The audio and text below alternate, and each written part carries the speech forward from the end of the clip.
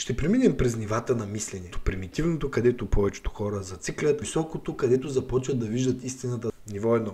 Желанието. Раждаме се. И още в първия момент живота се превръща в борба за оцеляване. Плачем, викаме, крещим, да бъдем нахранени, утешени, докоснати. Къде започва проблема? Телата ни устаряват, порастват. Вътре в нас често остава онова дете, което крещи: искам го веднага.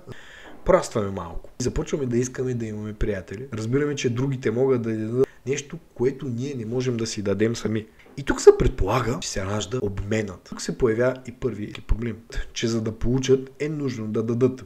Във връзките това е критично важно. Но за да го има това, то се оказва, че трябва първо да имаме и контрол над себе си. Когато започнем да владеем мислите, емоциите си, реакциите си, ние започваме да излъчваме стойност. Явно за да дадем нещо на другите, трябва ние да дадем нещо на себе си. Ако това видео ви е полезно, долу в коментарите може да видите цялото видео и да ме последвате в YouTube.